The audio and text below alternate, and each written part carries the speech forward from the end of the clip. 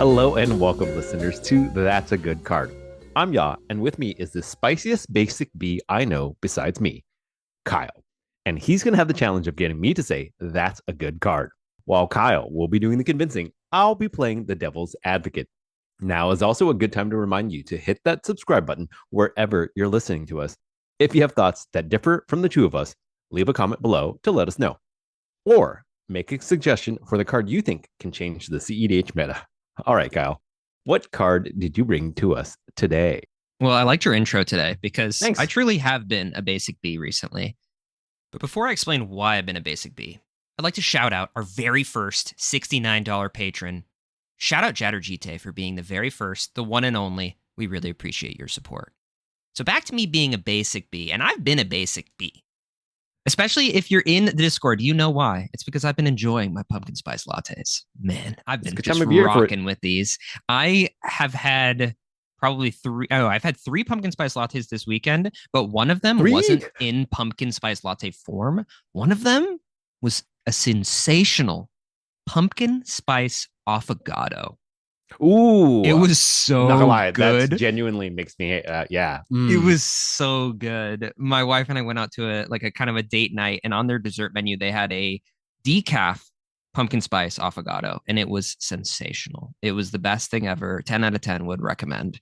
And it's funny because I had just been talking about affogato with my wife because I really like affogato, but I always want it at night, and I don't want caffeine at night. Yeah. So it's so dangerous. So I was so excited because I wasn't going to order it. And then when the waitress was like telling us about dessert, she was like, oh, and also just so you know that the affogato is caffeinated. And I was like, say less, like slap the money on the table. I was like, give, please, please, please. That sounds really good, actually. Just very warm and inviting. Like, that sounds good. It was wonderful. It was wonderful. So if anybody gets a chance to have a pumpkin spice affogato or make one at home, do it. Anyway, I'm a basic B. Let's get into this card for today. I'm super excited to talk about this card because this is a card that I have played a lot of. You have? Yeah, and it's one that has been on the back of my mind for a long time and has phased out of how much I play it significantly. But recently, when I was doing some brewing, I was like, I miss this card. Why do I not play this anymore? So I decided to bring it to the podcast with the hopes that if I could convince you, I could convince myself. So this is a really spicy one. And there's a little extra twist on this one that we'll talk about in a little bit here. But the card for this week is Slaughter Pact. Now, Slaughter Pact is a zero cost spell. It's an instant that has a black color identity. It reads, destroy target non-black creature. At the beginning of your next upkeep, pay 2 and a black. If you don't, you lose the game. And the flavor text on this card reads, death is only the beginning of the end. It's kind of a positive card. And like with the way the flavor text reads, you it's like, take it that way. Wow, it's kind of positive. And then you look at the art and you're like, well, I guess maybe not. Yeah, so this card is it's something that I like when I first built my Corval deck. This was a card I was looking at a lot of. So anyway, that's kind of the backstory on it. Yeah, why don't you tell us where we're finding this card, where we're seeing this card? Because I used to see this card a lot, see it a lot less now. If you were to look at Mox Field, it has the standard answer of included in pretty much every deck, 999 plus bracket 5 decks. So any deck in black is probably has run it at some point. But when we dig into the tournaments and at 64 or more players, you only find it in 30 decks, which is actually kind of surprising. I would have thought I would have put money on this. This is past 3 months, a little bit more, right? The last 3 months. Yeah. Right? In the last 3 months, 30 decks. 30 decks. 3 decks have made the top cut that are running this. And then there were no wins. But if you included anything below 64 players, there were 2 wins. Both of those wins were on an Obnix or included in Obnix. That makes sense. Yeah. And what other decks do we see? We're seeing it in Chattervang, Tibner Krom, hell yeah, Dargo Ikra. And those were the notable decks besides like Obnix. Like the rest of it was like pretty much Obnix from what I could see. Okay, that kind of makes sense to me. Interesting. Shout out Chatterfang. I feel like there was one Lotho. There was one, One oh no, Lotho?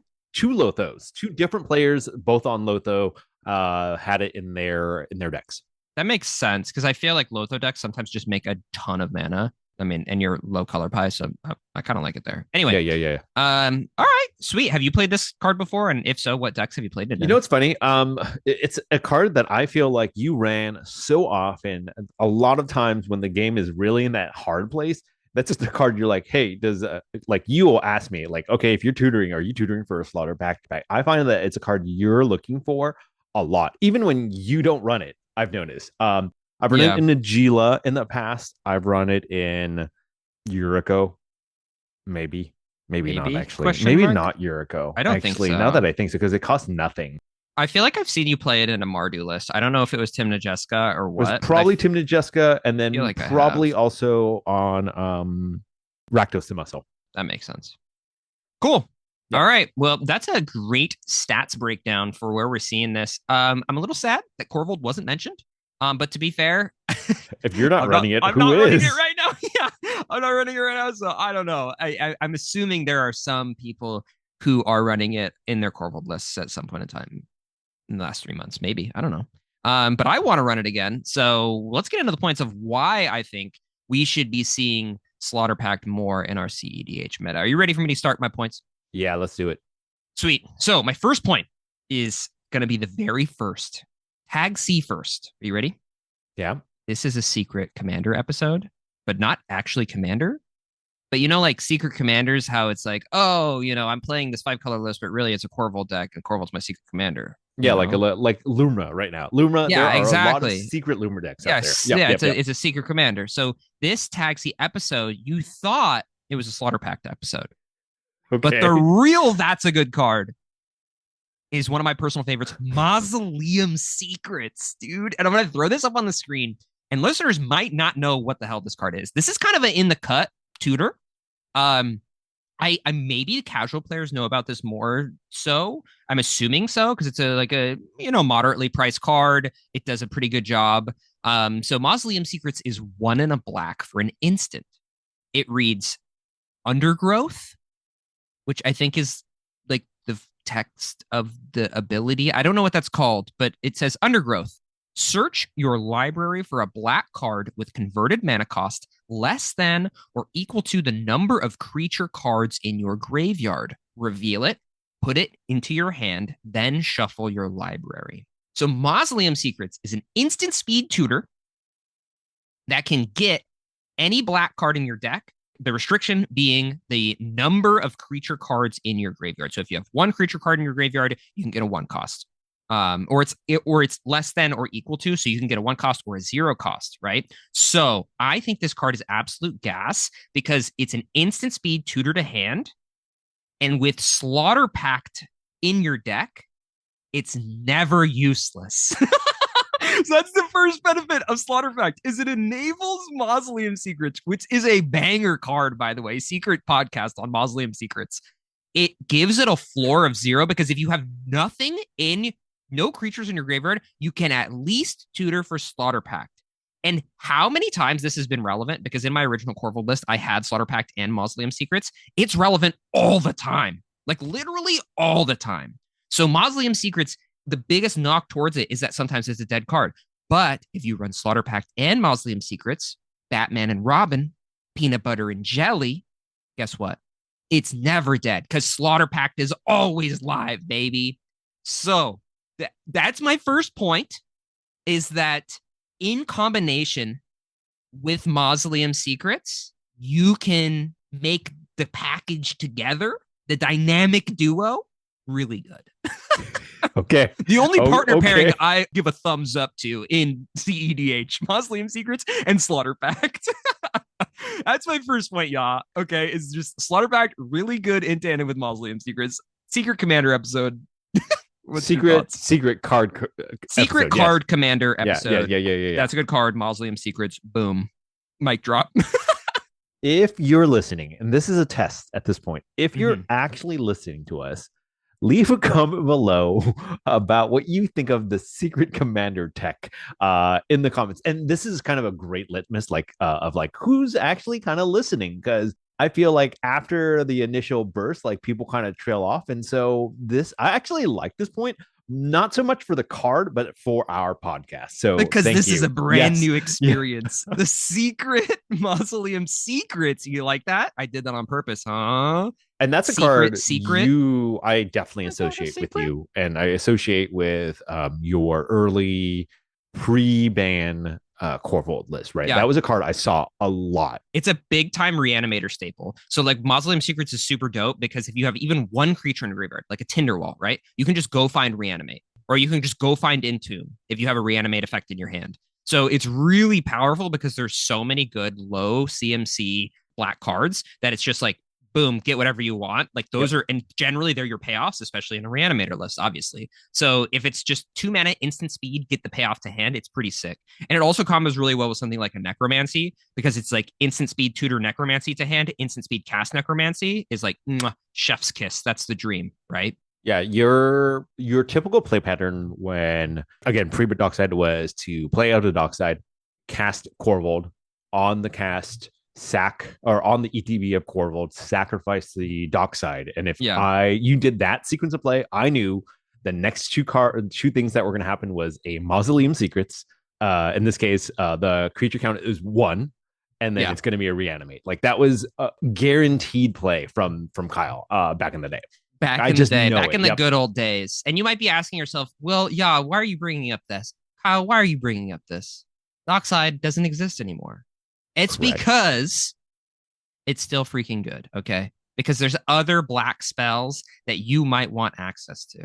Hell, you can get a tutor into a tutor with this card. You can go find yourself a vamp tutor. You can go find yourself, and especially if you're in blue as well. Sometimes a vamp tutor can turn into whatever card you want because you have a risk study on the board. Boom, you're drawing the card that you want.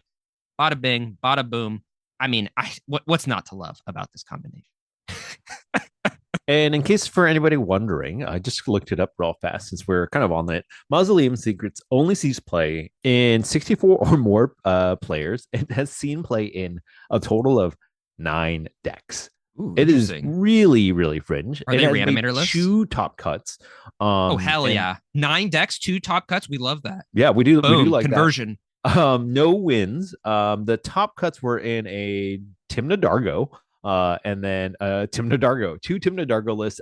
He placed fourth and fifth, so he made a top cut, like top four with it, and then he Yeah, was top five with it. That's actually it's pretty kind of cool. spicy in Tim Dargo because Yeah. like you can sacrifice creatures, right? Because you Yep. sacrifice permanents to cast the Dargo, so then you're kind of filling up the Mausoleum Secret. So you're checking the box? Question mark. I don't know. I don't play Dargo, but it Yep. sounds like it works.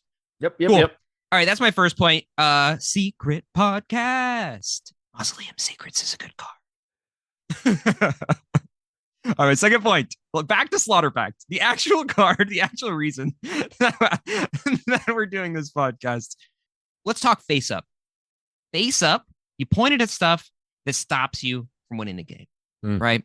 mm. Pointed at a Drannith, pointed at a rule of law body. Recently, I've been seeing a lot more stacks in my meta, and you may not see that in your meta, but because of the reemergence of Turbo, we're kind of seeing that balancing act, that Yep. constantly, the constant, if you played RuneScape, the combat triangle between range, mage, and melee, same thing, but between control, turbo, and stacks. But there's also some other things like mid range in between, but you're big enough to put it down. Yep. Anyway, Yep. Yep. Yep. it just is used as a free spell to point at anything that prevents you from actively winning the game, right? There's obvious downsides to this. The card says that you cannot kill a creature that is black. That's rough. Orcish Bowmaster, good card. Opposition Agent, good card. There are all of those, and I know that you're probably going to talk about that. But guess Mhm. what? When you're in the decks that want to play Slaughter Pact, which I honestly think is any deck that has any kind of semblance of interaction with their own graveyard, because I also want you to play Mausoleum Secrets, but that's kind of it, right? So if you're a breach deck in black, you could consider Slaughter Pact.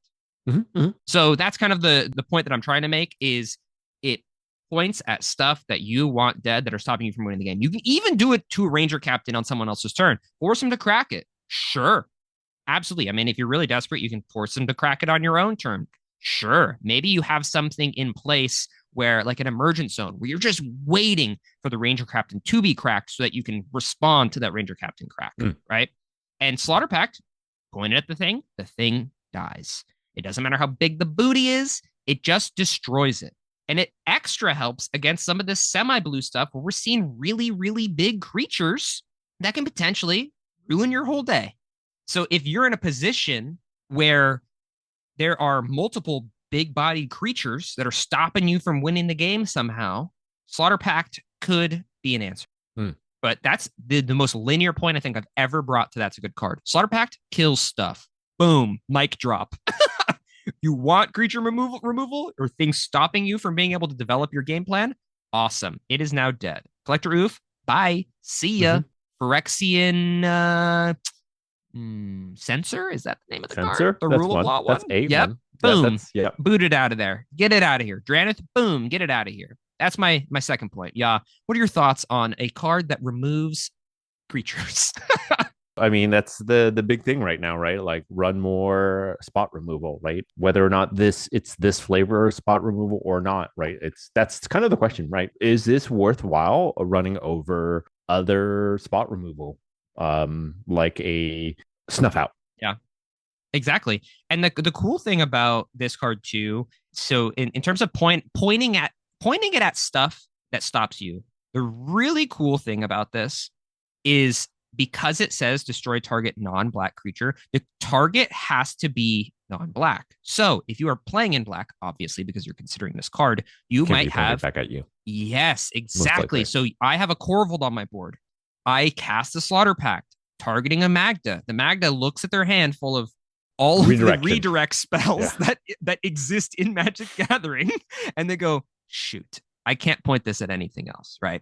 Sure, you could be like, well, they probably have another door for something that they could redirect it to. There have been many scenarios where, it becomes relevant. There's nothing else that the SWAT can actually target. So, and I've played a lot of reps on this card, but trust me when I say sometimes there's literally nothing else that it can target besides one thing. Kinnan on board, or, a Thrasios on board. Whatever it may be, yep. Sometimes there's nothing else. It's just like two Tymnas and a Corvold, and you're like, well, sorry, that deflecting SWAT in your hand does absolutely nothing.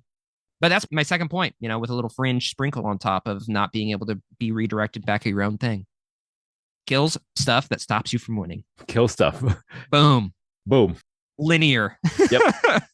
Takes about 10 IQ to realize how good that is. Anyway, my third point is kind of a nuanced point. The more I played this card, the more I realized that you can get real fancy with it and kind of finesse with this card because of the complexity of the card. Because it has a downside, there are ways that you can pilot it that kind of puts you in a good scenario. And that's a really bad way for me to describe it. But my thought process here is that you can point it at value creatures specifically to bait out interaction or to eat interaction. Yeah. Right.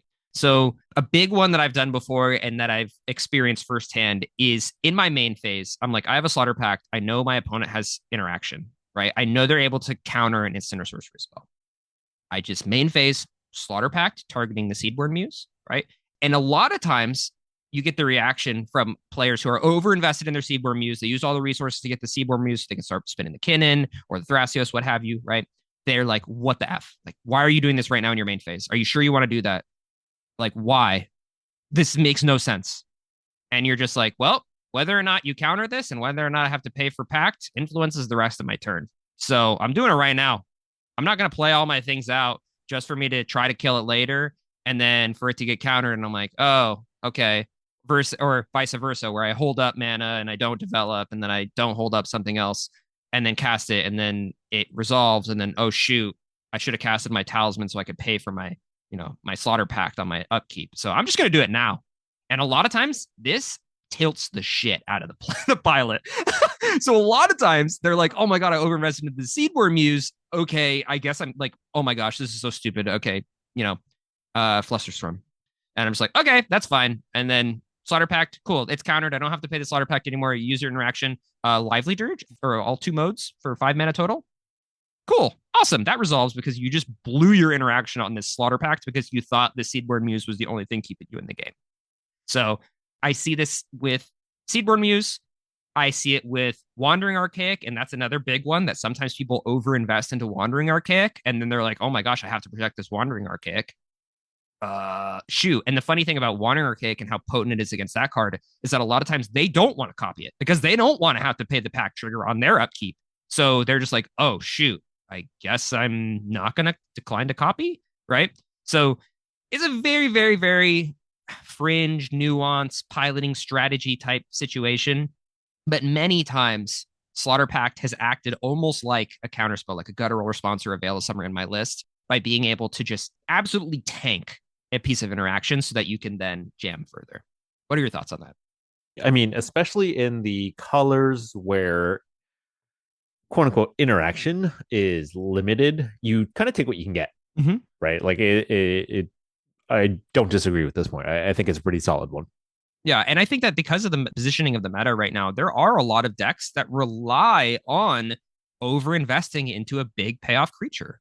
So it's like over investing into the Seedmore Muse, over investing into the Wandering Archaic. There are other circumstances where, you might be over investing into I don't know, what else am I throwing out there? Like commander specific, because commander specific commanders have become really, really important. So you point at somebody's commander and they're like, oh my gosh, I have to defend my commander. This is the lifeblood of my deck. So there's plenty of stuff that you can point it at that will in turn make your opponent burn their interaction. My fourth point is it's a free spell, and we can do a lot of cool stuff with free spells. It has the ability to be countered by your own offer you can't refuse to kind of be a ritual. So if you have a Slaughter Pact in a Dimir Plus list, you can cast your Slaughter Pact, hold priority, cast an offer you can't refuse, targeting your Slaughter Pact, make 2 treasures, and then convert those treasures into whatever you like. It's something that we see with Git Probe. It's something that we see with Pact of Negation. It's kind of like a common CEDH tech that's a little extra spicy. So you can do that with this card as well. Additionally, there are some really, really, really, really fringe combos that you can do with 0-cost spells. I'm thinking of Atlas's Kenrith list where you can use offer a free spell, Eternal Witness, and Kitten on the board to like generate infinite Yeah, treasures. it's a pretty common thing. Yeah. Yeah, so Yeah. like those kinds of combos that are kind of layered in that capacity. If you're in a 5-color list, if you're in a Kenrith list, like it's pretty sweet. With in terms of like interaction with Kitten and Eternal Witness on the board, you could do some crazy stuff if you're interested in that. Go read Atlas's primer. But yeah, the other positive that you can have when it comes to free spells in general is that sometimes, even if you're not able to help really, like Thassa's Demonic Consultation on the stack, you're like, I can't really help, but I can cast this Slaughter Pact to feed your fish or feed your Rhystic Study to potentially save the game. We love that, right? Being able to at least cast something, it kind of feels like Noxious Revival in that sense, where sometimes, even though the spell that you're casting doesn't do anything, it kind of does something. It's like the meme of like, I'm doing my part when Thassa's Consult is on the stack. So that's a fringe benefit of it being 0 cost. Additionally, I play this in Adnos lists. So in Adnos lists, you're really worried about how much your interaction costs, right? Deadly Relic costs 4. It hurts off of an Ad Nauseam.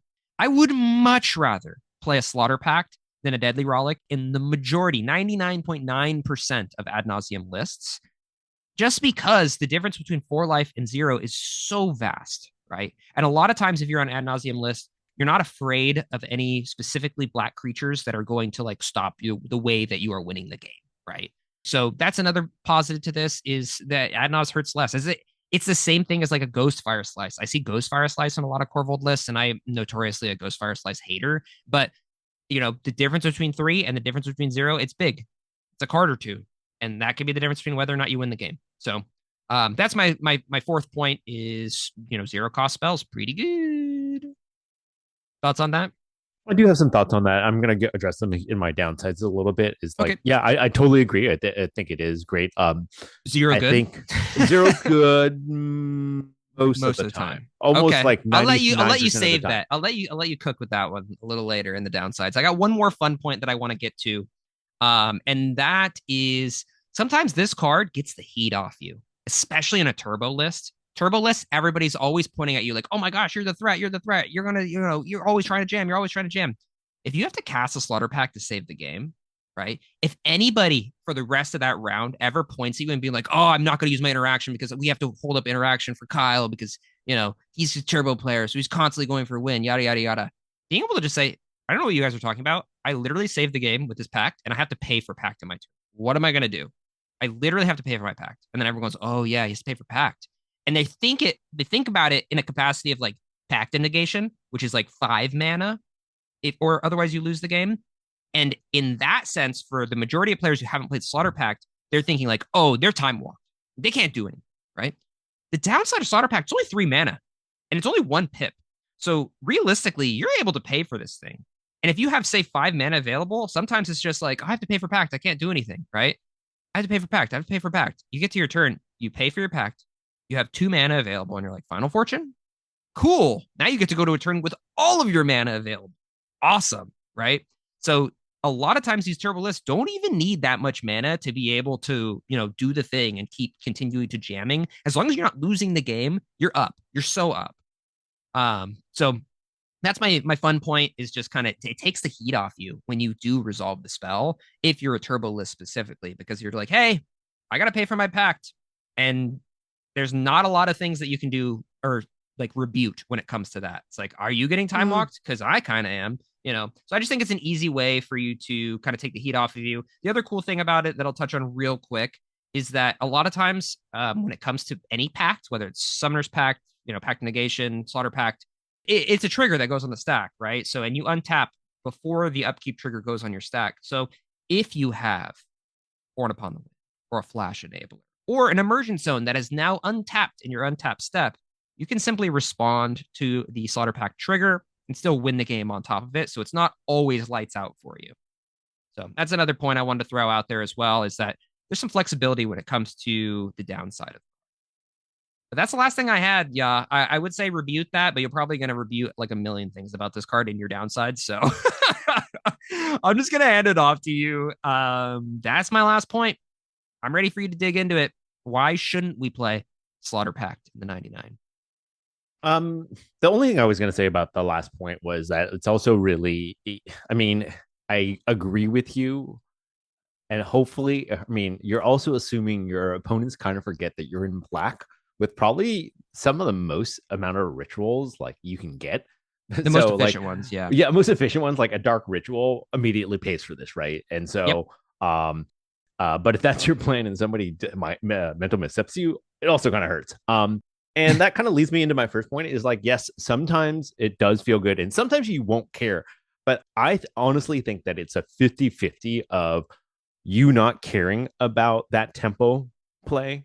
And sometimes you do care about that tempo play, right? Like early game, having to stop somebody early game, right? There's another very fast, like let's say a route, and this is what you have to use early game. This can really feel like, oh wow, this just really set me I back, am time right? locked. Like Yeah, right, like I am time sure. like late game. I agree with you. I think late game is not as big of a deal. Final fortunes are turned on, all of that stuff. But like early game, depending on how mulligans go, and if you are turbo, having to pay 3, turn 2, even turn 3, right, really can feel like a a real setback. Yeah, And so that's my first point. It was like yeah, that the delayed trigger really can set you back on a crucial turn. If it's not yeah, so crucial, I agree. yeah. No biggie. Yeah, and the funny thing about it too, because like I'll add to this point. So like the downside from like where you're coming from when you're talking specifically about the downside of the card. The interesting thing that's also a downside with this is because there is a downside, you have to make the piloting decision of whether or not you want to fire off the card on something that may seem like it's not losing you the game, Correct. even though it's probably losing you the game. Yeah. You know, so that you get into this like sunk cost loop where you're like, oh, I have this Slaughter Pact that I can use to kill the Seedborn Muse. I really don't want to use it right now because maybe I don't die to the Seedborn Muse, right? And then 2 rounds later, the person with the Seedborn Muse has insurmountable value on their board, and you're And sitting you're there with like, a it's Slaughter like, Pact in wait, your yeah, hand, and you're like, I wish I Slaughter Pacted this turn too, but yeah, I was too much of a coward to do so, right? yeah. It's a tough piloting decision that you put yourself in. I really like that first point. And like I said, it's probably 50-50. I think that I honestly do think it's 50-50, but those 50% of those games, it may just really matter. And it may be that 50% of time where you need that win, right? On like a win and in and whatnot. And so it is something I think it bites them a little bit more than they would think. And so that kind of leads me into my second point. Again, Hmm. kind of dealing with the delay trigger. These turns can sometimes, especially game winning turns, can go so long that you fire off this, maybe per your suggestion, you fire off this slaughter pact early in the stack war, right? And it's like now buried, and like so many things and so many triggers happen, as happens in a game of Magic, that everything resolves. The person who tried to win doesn't win, and you forget about the delayed trigger Hmm. of Slaughter Pact. It happens. These are just things that can happen in a game of Magic. Everybody's kind of done something like this.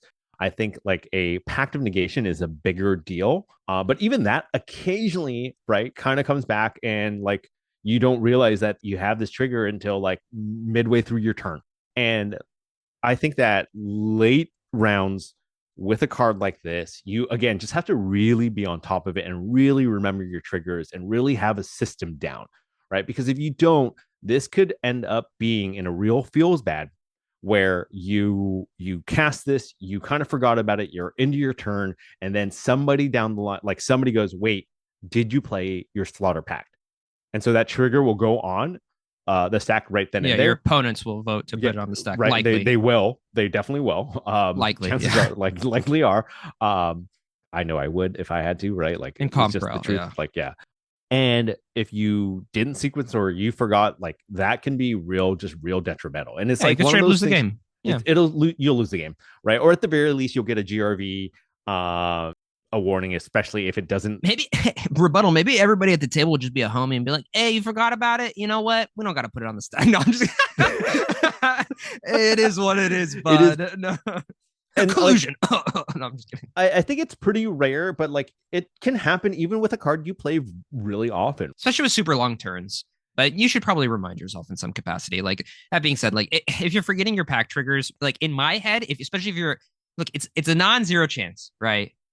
If you're a seasoned player, you should remember your triggers. Sometimes we forget. Everybody forgets, and I'm probably shooting myself in the foot because I'm probably going to forget one somewhere down the line. But it like in a competitive environment, I hope not. I hope never. But you should be remembering if somebody Agreed. forgets their pack trigger. Part of me is kind of like, you being sneaky. You trying to pull a fast one on me. You know what I mean? Like that's kind of my thought process when it comes to them. So that could be a downside too. People could be trying to abuse the triggers. Could be just throwing Yeah. it out there. There's some snakes in the grass. Yeah. And that's just what I'm saying is like this adds like those delayed triggers are just add a level of not complexity, but You just gotta it adds think another more. layer. Y'all hates that shit. Sometimes you do. Sometimes it just sucks. But Imagine thinking. I hate that. That's my imagine biggest thinking, downside. This card makes me think. Nope, don't want it. Send it back. send it back. But guess what? You can trick bind or stifle the delayed trigger. Mm, Big. You don't lose big the deal. game. That is a Big deal. really big Shout deal. out trick bind. That's a good card. If you haven't watched that episode, we'll link it. My last pretty simple downside to this is I agree with you most of the time. Those creatures that you want to get rid of, the Rows, the Atalis, the Draniths, your Collector Oofs, yeah, it's gonna hit it. 95% of the creatures you want.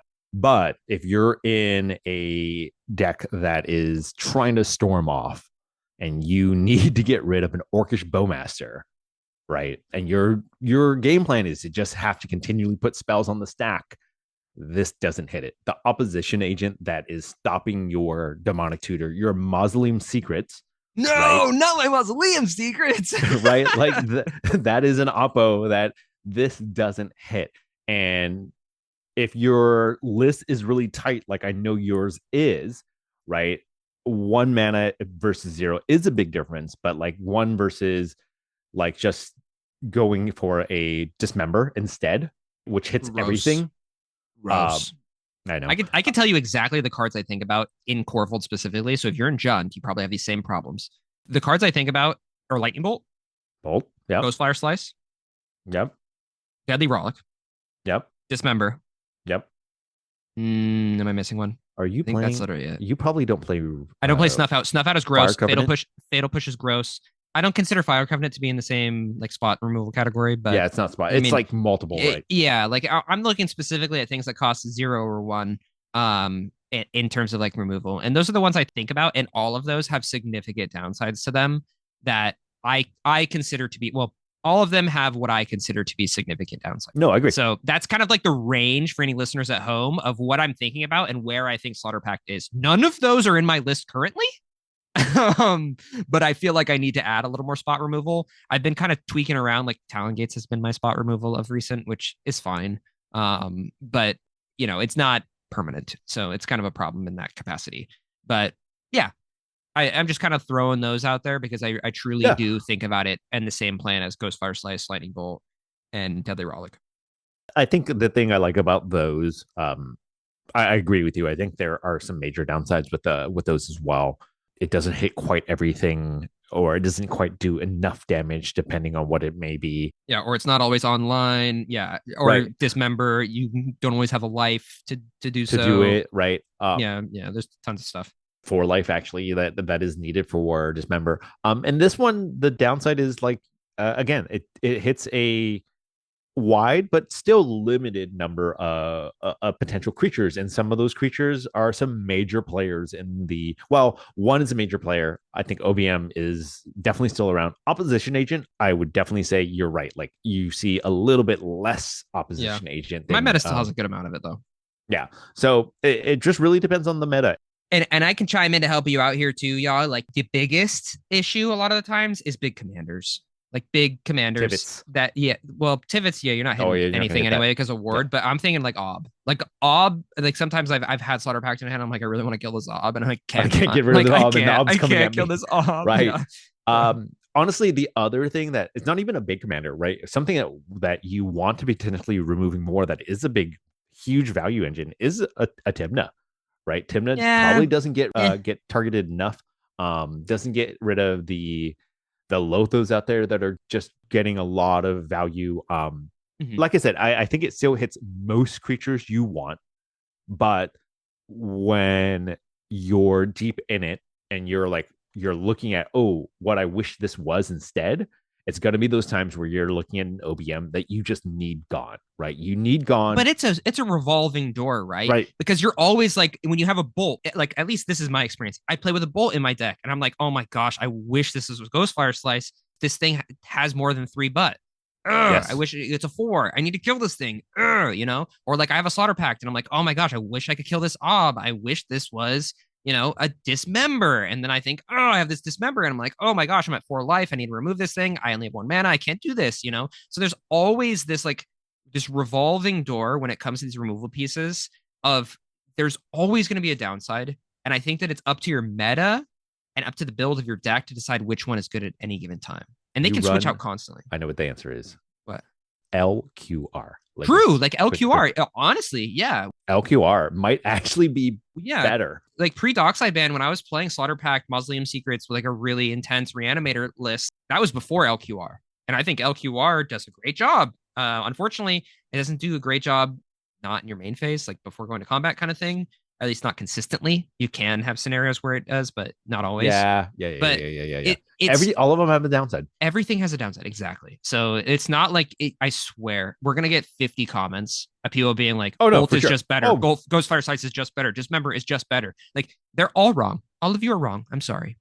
None of these are going to be just strictly better than any of the others. They all do very, very different things. Even Fatal Push, even Snuff Out, like those ones. I agree. Yeah. Everything has a place. It's just about how you've built your deck, right? And if you have Mausoleum Secrets in your deck, then you're never mind. You are right because Slaughter Pact #1, not by far, not close. Oh. Those are my downsides. I think All right. we Did you have 3 downsides for Mausoleum Secrets? three downsides for The secret. Mausoleum Secrets. Did you prep that? I bet you didn't I see that can coming. start talking about that if we want to. Give me a downside for Mausoleum Secrets, since this is a secret Mausoleum Secrets episode for Texas. Mausoleum Secrets, I think, suffers from it's Success. not quite the same, but a similar thing. I have ran Demonic Council in my Yeah. decks for a while, and it's not the same, but it has a similar requirement of like a threshold amount, and this is obviously much less.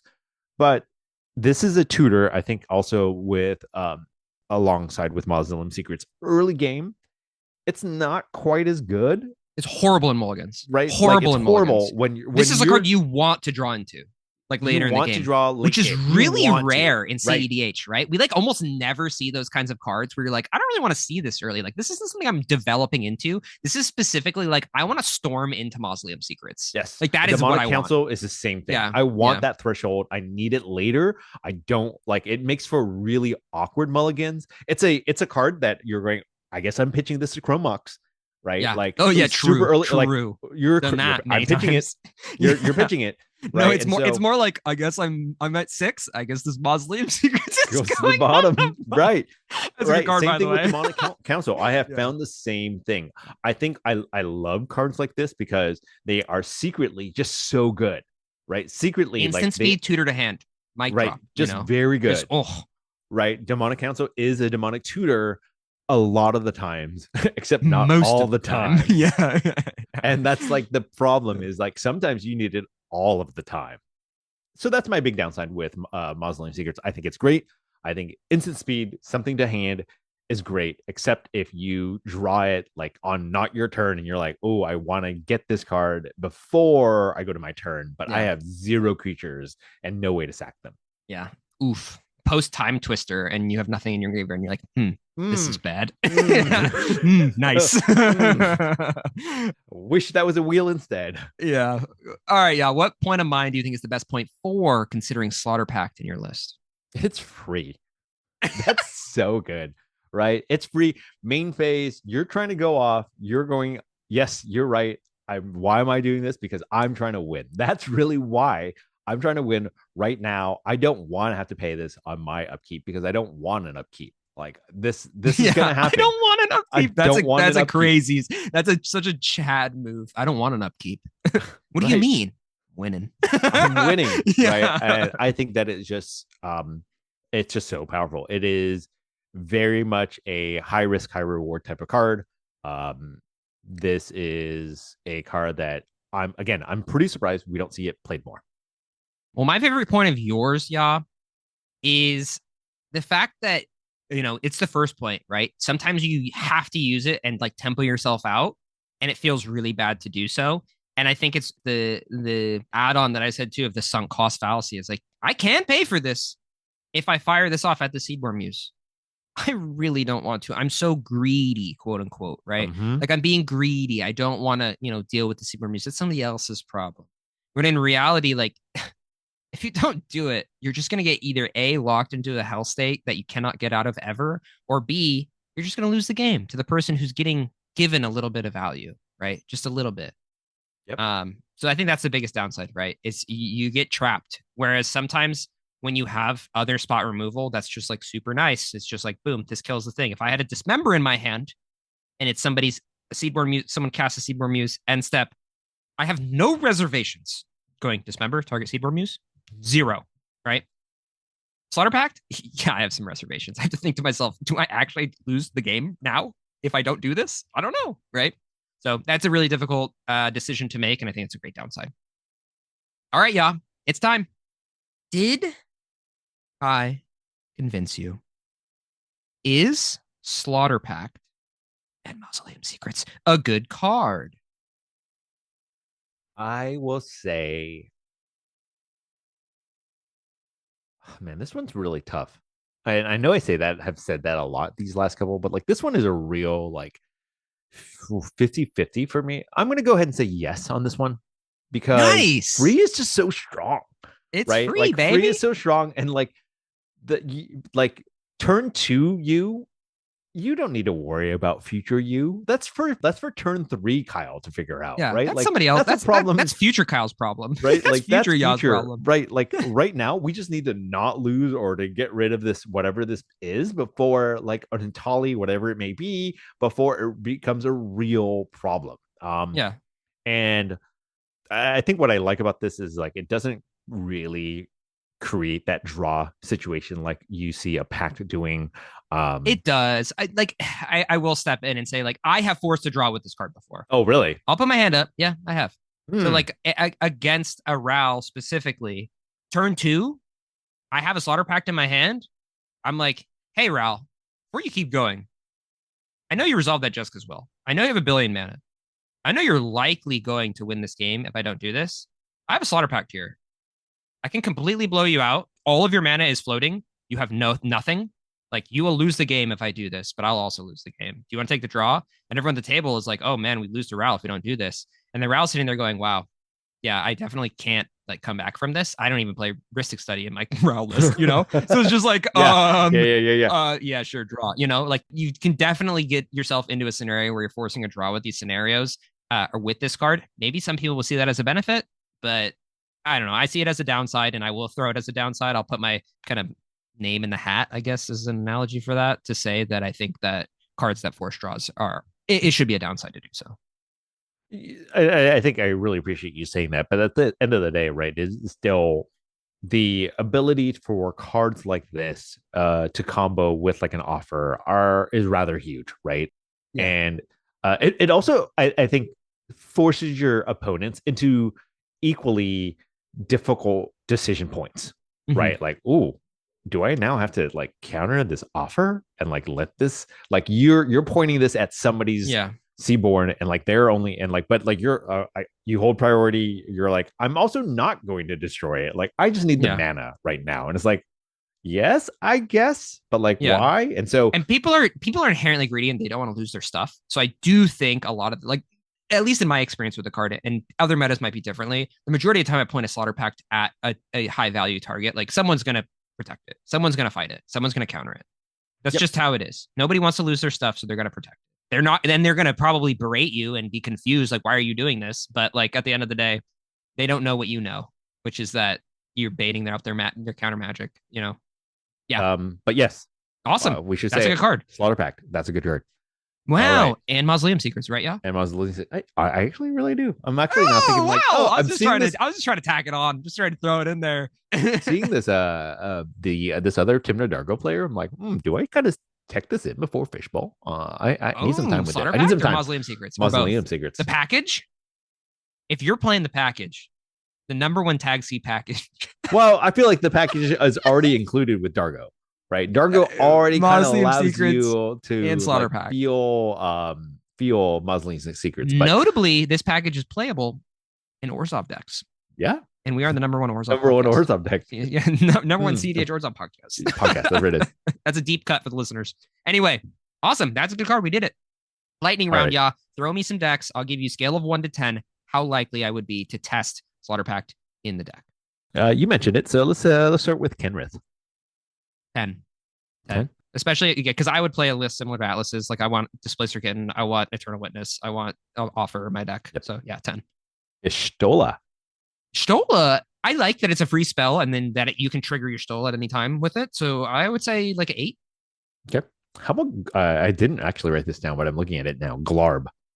Glarb is weird because I like Deadly Rollick a lot in Glarb because obviously you can cast it You off the can top. cast it. Yeah, you can cast it off the top. So there is a fringe benefit that makes Deadly Rollick better than Slaughter Pact in this. It does have blue, so you might be on offer, but honestly, the cards I want in Glarb are more Glarb reliant. So I think I'll go with like a 5. How about Mausoleum Secrets in Glarb?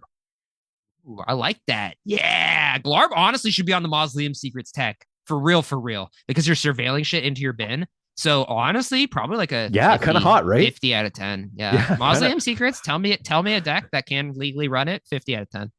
How Banger about card. TNT? Timna Thrasios. Yeah. Uh 7.5. 7.5. Okay. Yeah. You run Kitten, probably. Yeah. Last one. Italian. 4. Oh, I knew I would get you with that one. Yeah. I mean, I played it. Sorry, I do not play it in Italian. I play Italian and I don't play That's what I Slaughter thought. Yeah. Pact in it.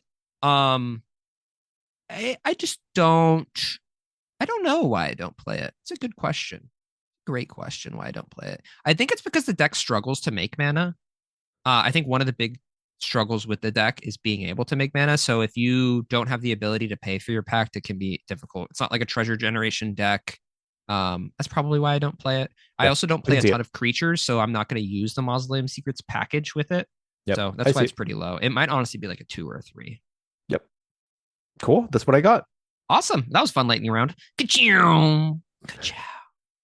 Mausoleum Secrets. This is an ASMR Mausoleum Secrets episode. Just kidding. All right, it's time for our favorite closing segment. That's a good card? Question mark. If you haven't played with us before, what we're gonna do is I'm gonna provide Yaw with the name of an obscure Magic the Gathering card, and it's gonna be Yaw's job, as well as yours, a listener at home, to guess everything about that card: color, type, cost, flavor, text, artwork, everything. Please play along with us on Spotify comments. It helps a lot. Give us a 5-star review there as well. It helps so much. All right, are you ready for your card name? Yeah, let's do it. Your card is Soul Drinker. Soul Drinker, Demir. Damn, that was fast. Okay, you gotta. What is it? Is it a? It's gonna be like kind of pricey because it's gonna be 3 and 3 generic Demir, 5 costs. 5 total. cost. Okay. It's gonna be a creature, Soul Drinker. It's gonna be Phyrexian. Whoa. Okay. It's creature Phyrexian. It's going to. Oh man. It's going to Phyrexian have something, or is it just a Phyrexian? just Phyrexian. Okay. Phyrexian. Don't they always have like a second thing? I don't know. Phyrexian Not a big Phyrexian guy. So Yeah, Phyrexian wow, zombie. Phyrexian I don't know how zombie. that Okay. works. Isn't that the same? Is that redundant? I don't know. I don't know. Again, all I know, does. and I'm baiting you, but all I know is that I see Phyrexian horror a lot. Oh yes, or like maybe Phyrexian horror. There we go. Okay, nice. I like horror. that. You're wrong, but nice. Continue. Yeah, probably. It's gonna be what did I say? It's 5. It's yeah, gonna 5 be cost. It's gonna be a 3/5. Okay. It's going to have just one ability. It's going to be Phyrexian mana, right? Blue or black? Hybrid. I don't know if that's actually a thing. Phyrexian hybrid. Is Black, that a black. thing? I don't think it's a thing. I don't if think it it's a thing. Listeners, let us know. It's going to be hybrid black, or no, sorry, Phyrexian black, 1 blue pip. Okay. And then it's going to be activation cost. Give Soul Drinker +2 +0 and target creature opponent controls -2 +0. So it's going like Soul Drinker, right? It's taking it points at something and starts slurping it. Yeah, slurping. It's a slurping card. It's a slurping card. It's a slurping card. And so the artwork is going to be it's going to be a Phyrexian horror. Insert that right here. It's going to have a straw, really long straw. And that straw is going to go from this end all the way to that other. And it's going to be trying to drink from somebody else's drink. Is it like a curly straw? Like one that has like the loops definitely and a curly straw. Like this thing can hoover a drink. And then the flavor text is going to read the flavor text is going to be the townspeople under the protection of Teferi thought they were safe until they felt the ground rumble beneath them. That's it. Or that's it. Okay. That's it. Okay. Yeah. Charifate didn't say that shit. Yeah. Nobody said that. All right. That was a good one. Yeah. How far off am I? Super far. It is what it is. I got a creature. This is a list card, so I think that people might get this. I hope that you guessed this right in the comments. So Soul Drinker is it's a creature. It's a black card. It's 3 and a black, so 4 mana total. It's a creature spirit. It has an ability that the cost is pay 3 life. Put a 1/1 counter on this creature. It's a 2/2. Flavor text reads, "Don't drink and thrive." It's a meme card. I love it. No, I love the meme flavor text. I love when they get funny with it.